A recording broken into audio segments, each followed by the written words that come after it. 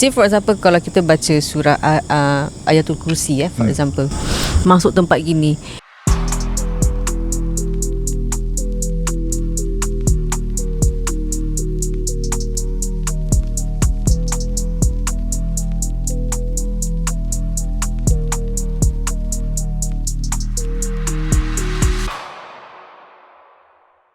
Hey, what up guys? My name is Adi. and I'm Mar'Alay. You are Ustaz Hidayat, Nur Hakim. Yes sir. So for this week, kalau korang nampak suasana kita, okay, aku lupa nak explain. So sekarang kita punya podcast It's different. It's different as kita From the previous. dah mention from the previous episodes, yang kita akan buat at least one outdoor episode per each month, every end of the month. So sekarang kita dekat luar. Okay, kalau korang nak tengok GoPro aku sekarang, kita punya GoPro will show you where we are now. So sambil aku berbual, aku akan explain lah. Okay, so sekarang kita sedang berada di Pasir Ris Bird Watch Tower. Yeah. Pasir Ris Park. Tadang. Tapi actually aku tak tahu kalau punya GoPro ni recording, tapi aku rasa recording kot. Okay, so kalau korang nampak from the GoPro now, this is the suasana of the tower right now. Kita in the middle of the hutan. Actually kita dekat bawah. Okay, belakang kita ni is actually the tower itself. Yes. The Pasir Ris Park Bird Watch punya tower. Correct. So we are actually sitting under dekat bawah ni, the first staircase going up. Correct. Yeah. So belakang aku ni, kalau korang nampak, it's pitch black. Belakang dorang pun pitch black. Belakang dorang is the tower. Belakang aku there's nothing, just a pathway. Yes. Okay. So korang ready to begin this week's episode? Let's go bro. Okay, so aku akan mulakan dengan cerita tentang tempat ni lah. Okay. It's a very popular story. I think a lot of people would know this story, which is from I think few years ago, quite recent. Okay. So the story goes like this. So a small boy, quite young boy. Siapa lupa nak silent. Macam mana nak off ni? Jam. There's a silent, you have to slide down atau up, I don't know. Kan tengok ni lah masalahnya, dia remind orang jangan lupa silent, tapi dia sendiri lupa nak silent. Macam mana tu rakan-rakan? Itu Okay dah. Okay. So Sorry. tak apa. So the story goes like this. So there's this young boy. He has the third eye. Dia punya third eye dia terbuka. Okay. So one fine day, I think dia tengah jalan-jalan kat sini first. So what he told his friends, dia bilang kawan-kawan dia, he saw ada lady standing dekat at the top of the tower. Okay.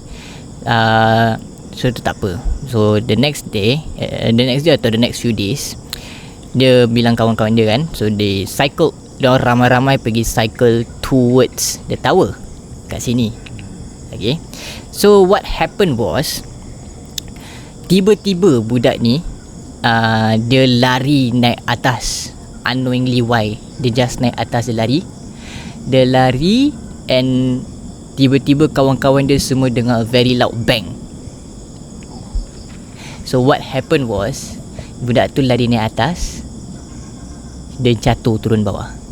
Yeah. So what during his last few breaths dekat lantai, I don't know which area lah, okay, during his last breaths, dia dekat lantai tu, dia cakap dengan kawan-kawan dia, Somebody push. dia rasa macam dia kena tolak daripada top of the tower. Yeah. Something or someone pushed him from the back. He was somehow in a trance. Yeah. So dia tak sadar, dia rasa macam ada orang tolak dia daripada belakang, jatuh dekat bawah tower ni. So then budak tu, tak salah aku, he died on the way to the hospital. Tak salah aku, it's either on the spot atau on the way to the hospital, but most likely it's on the way to the hospital. He died then. Yeah. Yes, so that's the story. Then another story, kalau korang dengar apa-apa, aku pun tak tahu bunyi apa tu. Aku tengah buat bodoh. Yeah. Aku tengah buat bodoh, tapi aku nampak muka diorang ni satu-satu dah berubah. Aku trying to ignore the fact. Okay, but one more story that so about this tower itself, penampakan dia usually is sebelah kanan. So kalau kita naik tangga ni kan, so on the right side, which is the one my side. Okay. On the right side, usually orang akan nampak ada perempuan. standing at the side, this side of the tower. Yes. So yalah, I mean only after the incident yang budak tu jatuh, barulah dorang panggil dorang panggil apa ni, tower ni the suicide tower. Walaupun tak salah aku is only one suicide case, but they called it the suicide tower because of that incident. Yeah. Yes. Correct. So itulah cerita dia about this tower ya rakan-rakan. Yeah. Korang pernah datang sini tak? I mean, okay lah, like for my case, okay lah, kita share lah a bit lah. For me, knowing about this tower, okay, actually I was the one who brought up to come here to the crew, to the team.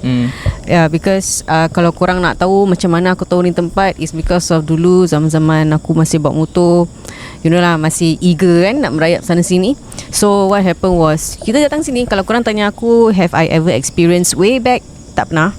Okay, I have never encountered anything. It's just that we walk from the entrance tadi tu, masuk, nampak, terus kita caw. Malam. Yeah. Sama macam gini lah. Yeah, that was I think around this hour I guess.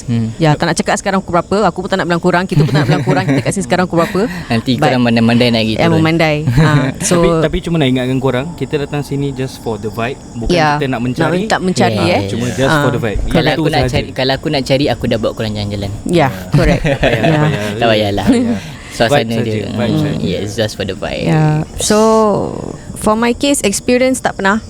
Yeah, just go in, go out. Tak pernah way back. Cuma when kita recce kat sini tu hari, there's a bit here and there. Yeah, so let's tell each other's experience. So that time bila kita recce for locations, Man tak ada. So it was just me, Ustaz and Mar. So kita akan share dengan korang kita punya experience bila kita baru sampai dekat depan tower ni, which is sebelah sana, belakang diorang ni sekarang. Tapi korang datang pukul berapa datang? Quite siang lah. That one is quite siang. Tak salah aku, lepas maghrib. Betul tu, lepas maghrib bila kita sampai sini. So Ustaz, silakan. Dari tadi aku tak dengar suara Ustaz. Sejak kita start ni podcast. Bismillah. Okay, so begini. So masa kita baru sampai, dekat sikit Ustaz. Bila kita baru sampai, clear everybody? Clear. Okay. Yes. So bila kita baru sampai, actually for me, I tak perasan banyak benda lah. For me memang I tak nampak pun, tak boleh nampak pun. It's just that the vibes here memang kita boleh feel macam bulu rumah naik. Suddenly you feel, for me as perukia, kita ada lain sikit rasa. So usually kita akan bertambah dengan pening out of sudden. So dia akan certain part macam left atau right. So itu kita menandakan ada something on the right yang kita tak boleh on the right. Kalau sekiranya pening kanan is kanan lah, kalau pening kiri. So gitu, usually is gitu. Me personally lah. Kalau kira macam super power Ustaz. Dia bukan super power. Dia training terlalu lama sangat. Dia training terlalu lama. Lama dia training. Lama sangat. Kejap pos. So kalau korang dengar macam ada bunyi lagu-lagu ke apa tu, actually orang tengah tengah berdikir barat training kat sana. Ada husnuzon. Jangan fikir bukan-bukan. Dah asal background korang lalu tiba macam bunyi gong. Tak ada. Tu kat sana dikir barat. Correct. Okay Ustaz, sambung. Okay, so for me, bila kita baru sampai, kita dah suluh lampu, we recce the place, the first thing that I can feel is pening sedikit. Even tadi pun baru sampai pun kita pun I feel a bit pening. Sekarang? A bit tu ni, tapi tak ketara because the on the right side. Correct, on the right side. So the lagi teruk pening tu, lagi so called macam lagi kuat lah the presence itself. Tapi so far okay lah, just a mild pening je. So far so good. Cuma masa yang kita recce that time, I keep on hearing noises. So noises tu masa tu kita, me, Mar and ID was in front. Dia lagi, I was at the back. No, you were front. Masa at the tu back. dekat tepi masa kita baru sampai. Gaduh. Masa kita baru sampai. Sebab I was back.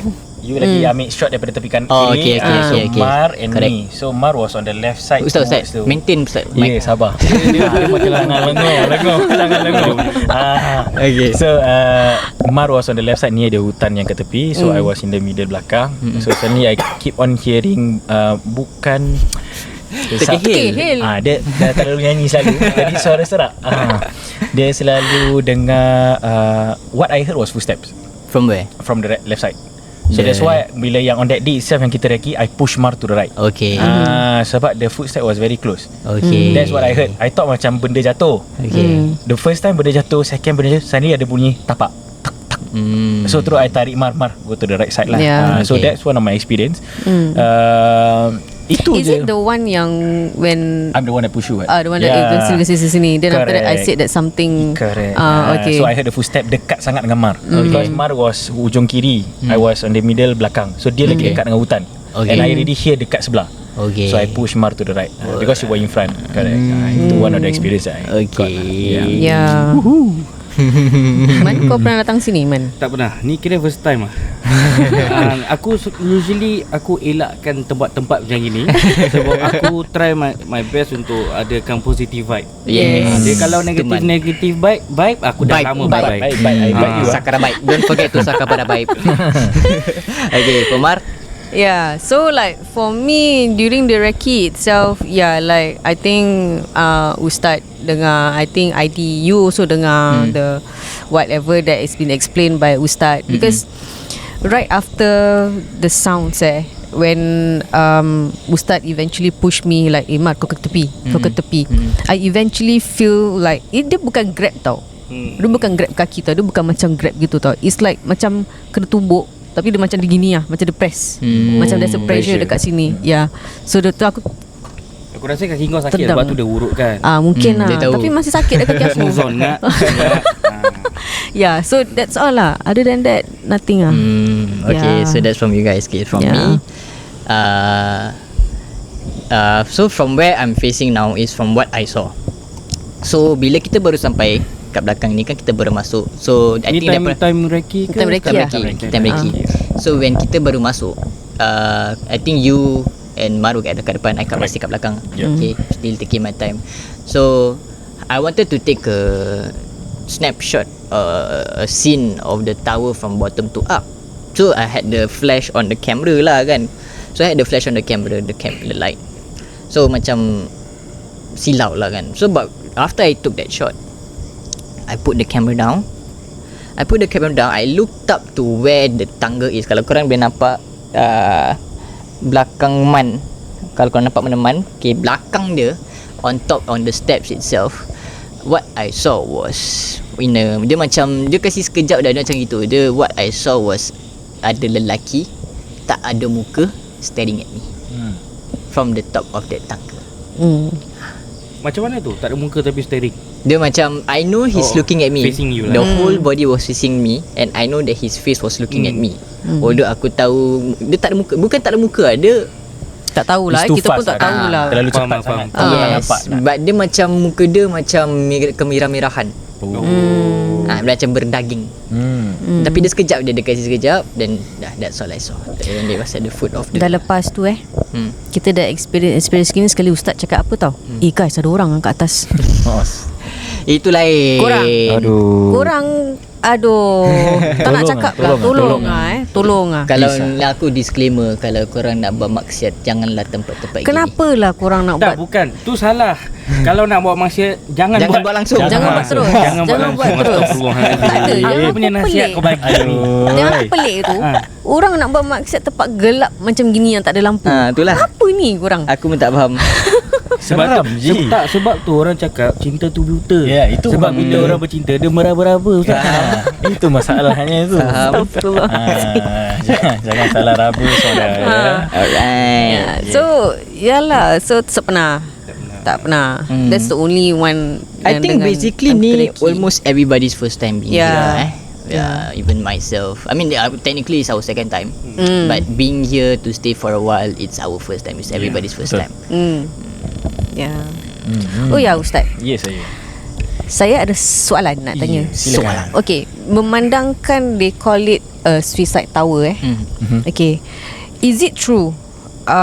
They were to say that orang yang mati, yang terjun and stuff, Kira bunuh diri lah. bunuh diri lah. Is it true that dorang punya memang betul kalau orang dah mati tu roh tu dah memang tak ada kat dunia ni lah. Tapi ada orang kata roh tu akan masih terjun Kira sampai repeat dunia lah. kiamat. So kira repeat whatever yang dia buat the last minute Yes. tu, dia jatuh dia akan repeat.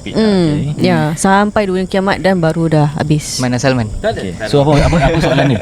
So is it true? Is it Betul myth? ke tidak? Mitos atau apa ni? Okay. Dia Mentos Mentos purple tu. Sedap. Okay, so dah gini. So for example, macam kita semua tahu, kita sebagai orang Islam, once kita dah tercabut nyawa je, maknanya Allah dah perintahkan malaikat untuk cabut nyawa kita, maka roh tu dah memang keluar. There's no such thing as roh datang balik tempat yang sama yang kita mati, tak ada. Roh tu dah pulang balik kepada Allah SWT. Cuma yang kadang-kadang kita nampak ada budak lelaki kat atas, atau kita nampak ada perempuan diri, atau sekiranya kita nampak ada orang jatuh, tapi bila kita tengok tak ada. Usually itu adalah cara syaitan atau jin untuk menakutkan manusia yang ada. So dia menakut-nakutkan. Jadi sebab apa, kalau kita dalam bab ruqyah pun, orang yang kalau senang untuk dirasuk, dia antara emosi. Faham? So selalunya kalau for example orang tu dekat rumah, dia kena gangguan, pertama adalah dia akan nampakkan kelibat-kelibat, dia akan nampakkan mimpi. Why? Sebab bila kita nampak kelibat-kelibat atau kita nampak mimpi yang ngeri, what is the first emotion yang akan keluar?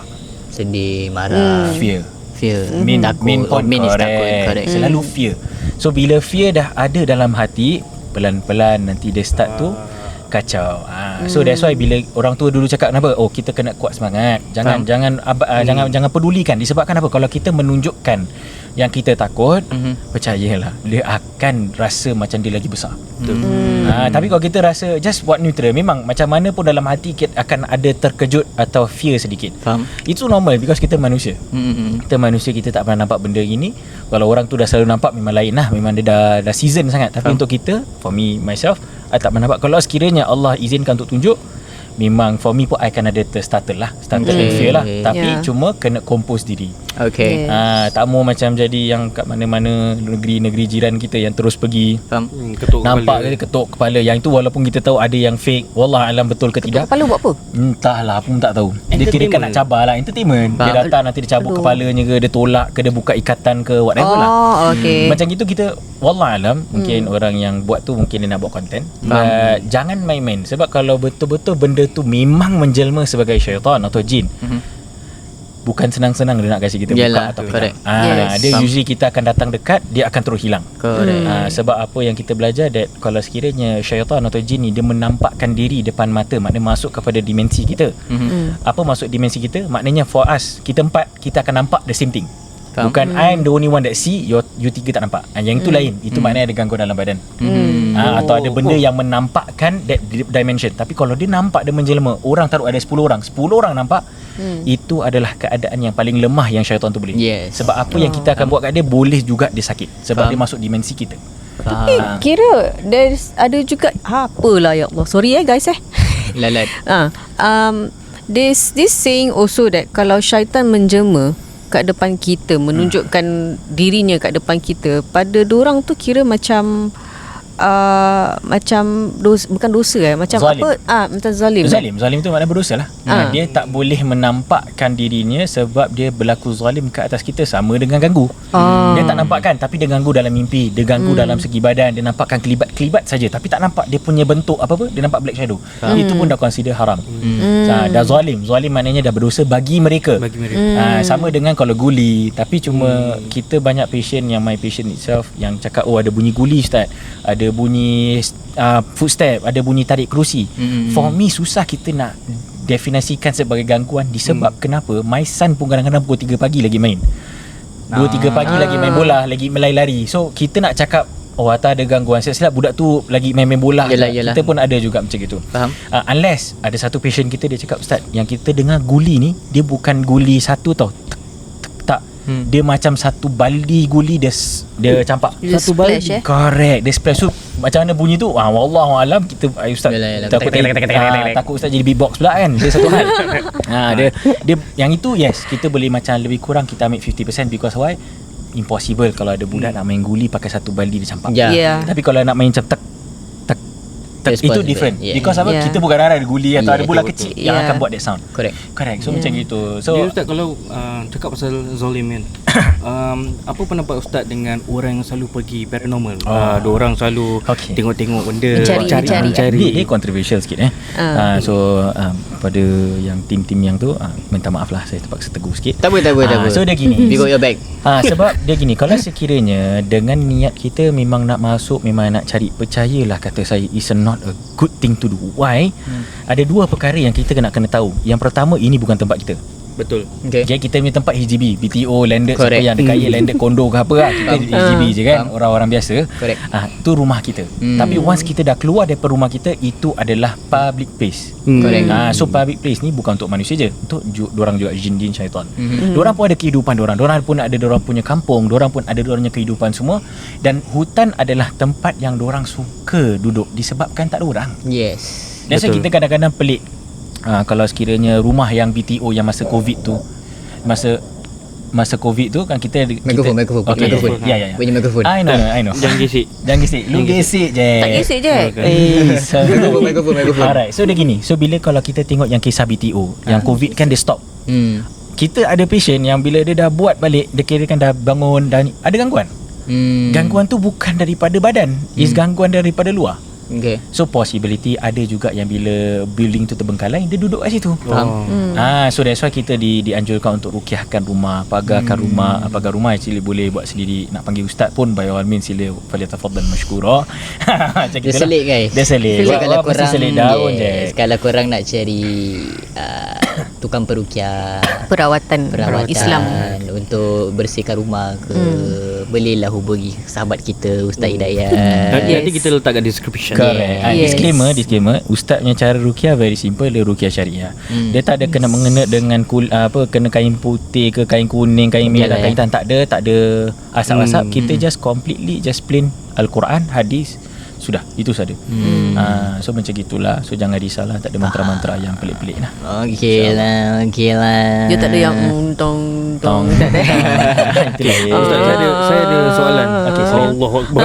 Saya ada soalan. Kira okay, misal katalah, manalah tahu macam saya nak pergi from point A to point B, and niat saya bukan untuk nak cari benda tu.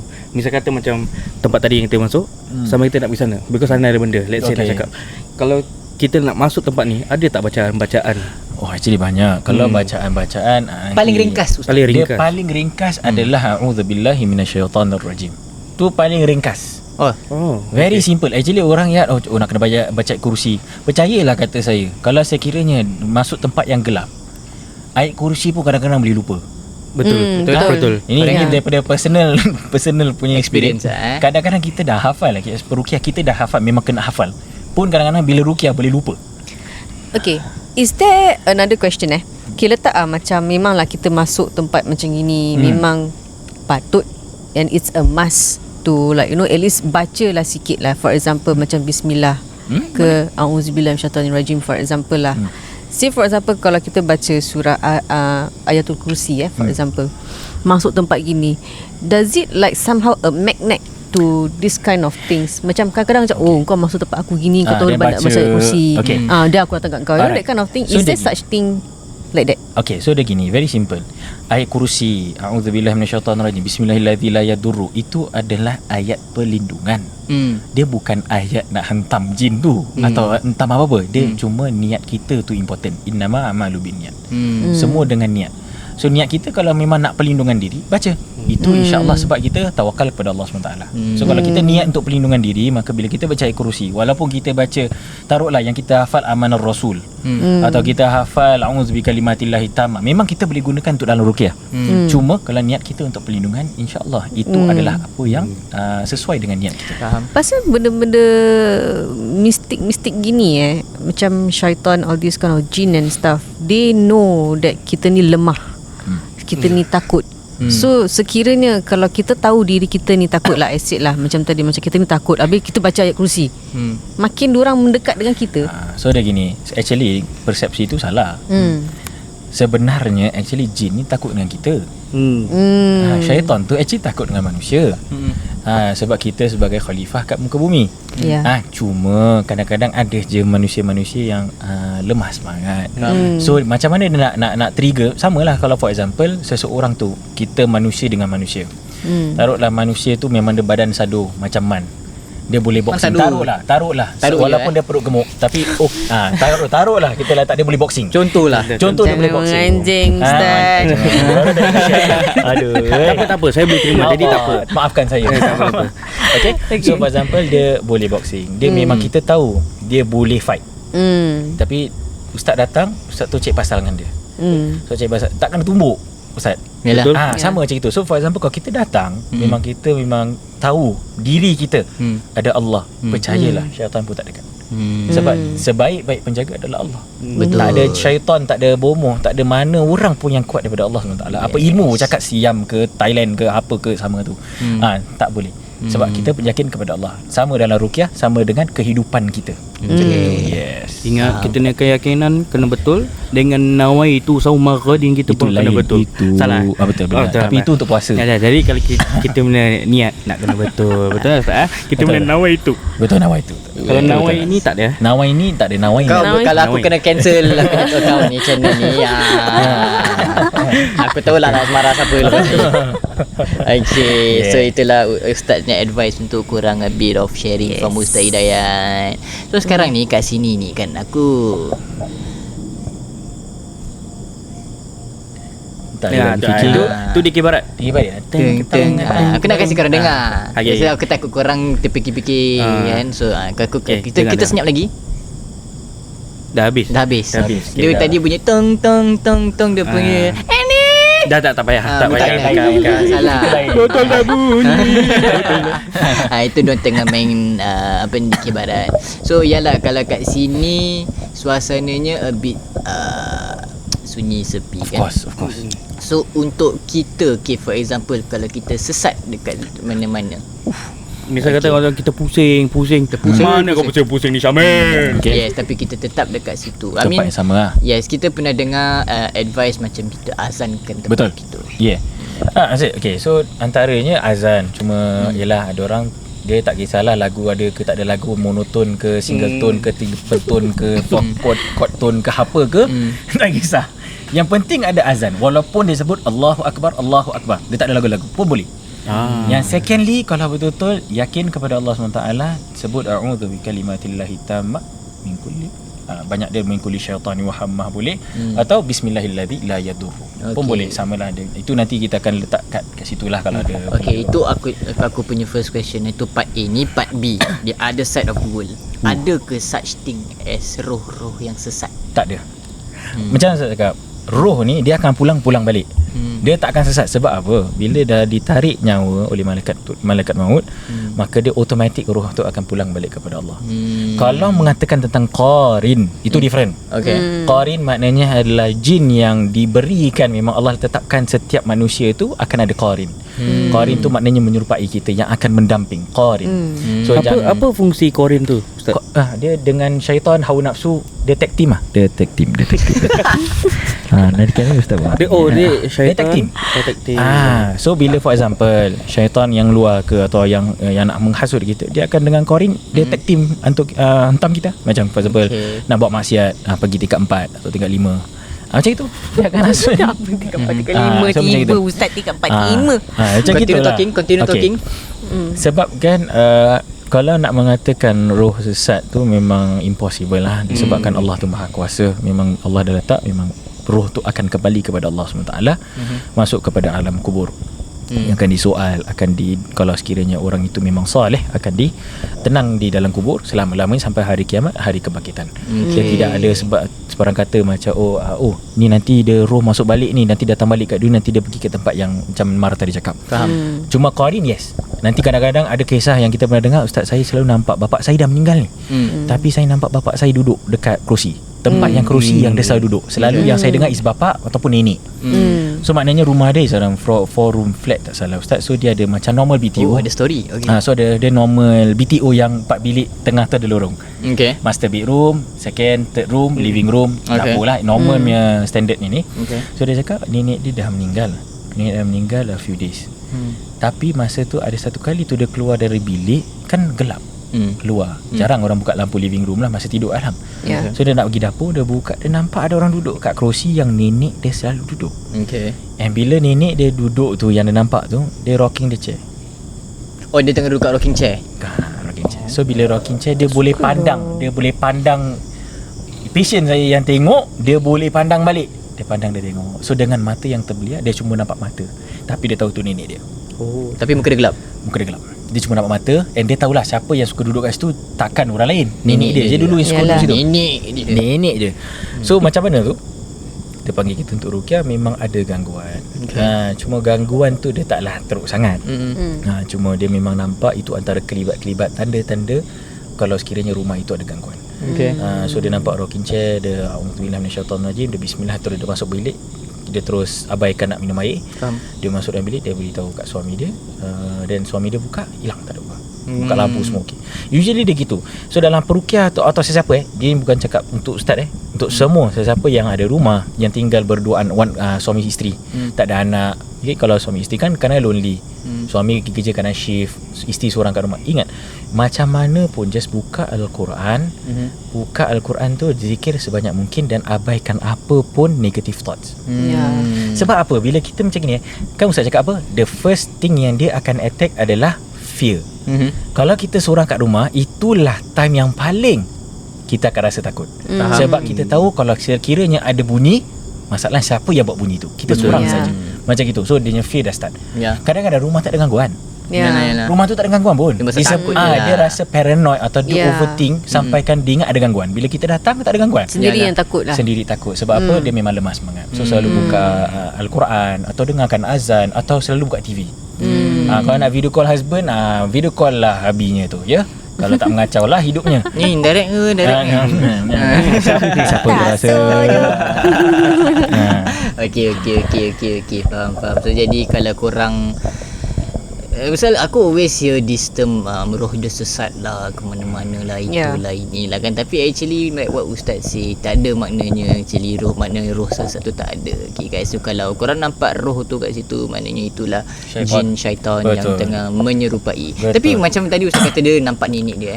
So another question, macam kenapa jin-jin ni semua kena menyerupai orang yang dah tak ada, yang kita sayangi, yang kita tak takut ke orang tu? Okay, so kadang-kadang bedek lah kalau kita cakap orang yang dah meninggal tu datang, kita tak takut lah. Sebab kita tahu dia dah tak ada. So siapa yang kat depan mata? Tak masuk idea lah macam ni, macam mana, macam we love the person, of course, kan, tapi orang tu dah tak ada lah kan. So macam tadi, macam what people believe, macam orang, for my understanding lah kan, macam jin ni menyerupai benda yang kita takut kan, of course, tapi kita sayang orang tu. Jadi kenapa dia menyerupai orang yang kita sayang? So the culture yang kita ada orang Islam ni, selalu ditakuti dengan orang yang dah meninggal, pocong ke pontianak ke whatever lah.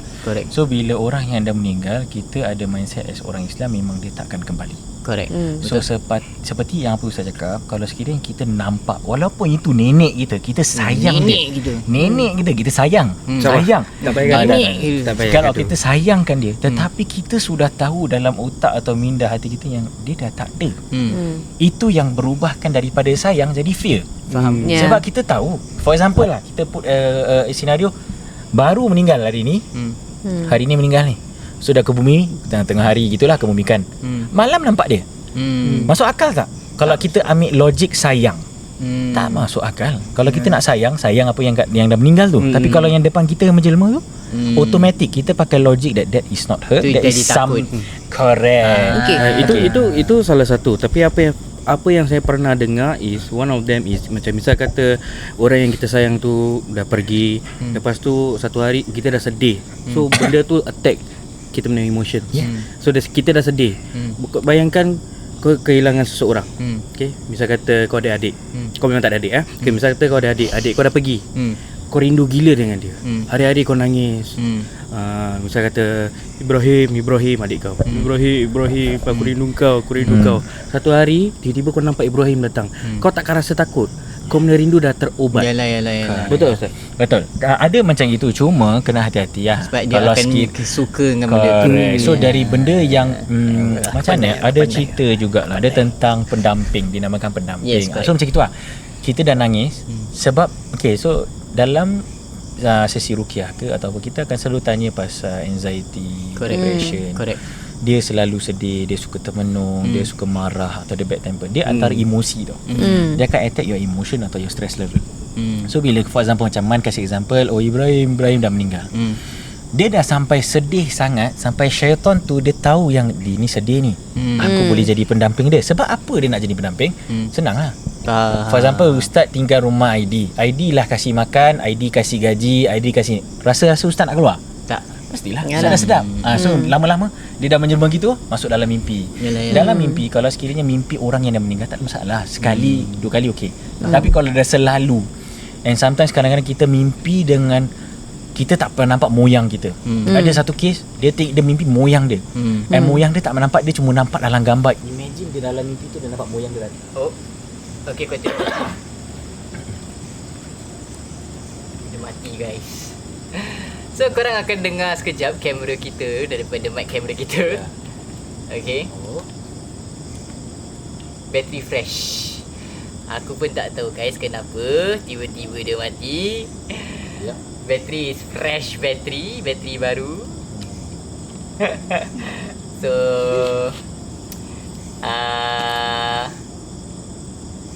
entahlah, aku pun tak tahu macam mana nak explain. Benda baru. Fresh bateri tinggal satu. Alamak. Okay. Ustaz, berbangang kamera. Okay. Macam nak berbangun kamera? Dia boleh dengar ke kamera tu? Boleh. Just talk louder a bit. Okay. Dengar. Tapi tadi berbual siapa? Tadi kita berbual pasal yang pendamping. So for example kalau sekiranya seseorang itu dia beremosi, dia sayang atau dia rindu, syaitan ni dia akan cari can. Dia akan cari can untuk apa? Untuk mendampingi kita. Itulah time yang dia masuk dalam badan kita. Itu yang kalau kita lupa nak baca Allahumma barik lana fima razaqtana wa qina adzabannar, atau paling simple auzubillahi minasyaitanir rajim bismillahirrahmanirrahim. Maka dia akan makan dengan apa yang kita makan. So itu adalah pendamping. So bila itu tak baiklah, tak baguslah, memang jangan ada pun. InsyaAllah kita doalah banyak-banyak jangan ada pendamping. So it's not good also, tetapi memang lumrah manusia untuk berasa sedih. Cuma jangan sampai apa dia begitu sampai depression. Kira sedih tu boleh. Bukan, tapi redha. Jangan selalu ada keyword dia, redha. Dia sedih tak apa, tapi dia kena redha. Kira kalau sedih sebab rindu tak apa, tak ada masalah. Tapi kalau sedih sampai meraung, sampai dia tak terima takdir redha tu, yang itu bahaya. Tu syaitan paling suka. Tapi kalau kita sedih disebabkan rindu, memang kita rapat sangat. For example, selalu yang terjadi adalah bila ibu kita meninggal. Selalu macam itu. Bila ibu kita dah meninggal, sebab untuk anak-anak lelaki selalunya ibulah rapat. Kalau untuk anak perempuan selalunya bapa lah. Tapi kalau seseorang lelaki itu anaknya, ibunya meninggal, percayalah dia akan makan masa yang lama. Cuma tetap redha, kena ada keyword dia redha. Yalah. Itu very important. So, kita tunggu sekejap. Okay, sorry guys, tadi aku tengah gode-gode mikrofon kejap, tukar bateri. Aku pun tak tahu kenapa, aku baru tukar bateri dia tadi, a fresh bateri. Tapi tak apa, kita buat bodoh, kita fikir yang husnuzon. Mungkin benda ni memang makan banyak bateri, aku tak tahulah kan.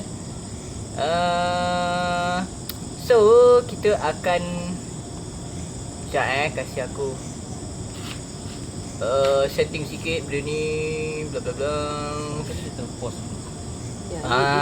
Okay, tak apa, it's okay. Boleh dengar tak? Boleh. Sabar belum record. Alright, Okay, recording. We are back with the mic. Alhamdulillah. Ni Okay. tadi agaknya T terus ada stop. Ni tadi dah full. Dah 30. Ya. Tak apa, it's okay. So that was Ustaznya explanation. Aku tak tahu kalau kau boleh dengar. InsyaAllah boleh Paling dengar. kita letak subtitle je lah. Nanti kau letak subtitle. So I think that's all lah for this episode lah. Ya. Kita pun dah rasa gerun sikit pasal dari tadi masing-masing muka dah macam berubah. Aku dah. pun macam Seram ni. seram kat sini ni. Ya. So apa rating korang tepat ni out of 10? For me, Tapi kalau datang dengan members okey lah. Okey. Yang paling pun kau dah dengar benda-benda.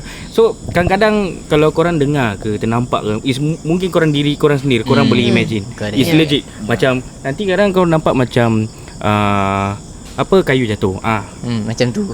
Ya, macam tu panjang lah. umur. So kalau kayu jatuh kayu jatuh je lah. Fikir positif. Positif. Jangan fikir benda lain. Kayu jatuh. Gitu. Kalau sekiranya ada benda cakap kayu jatuh, itu lain. Ya. Itu tak ada. Itu lain.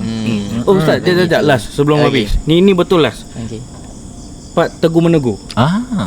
Kan Tak sebab apa, kadang kita keep it for the next episode. Yeah. Okay.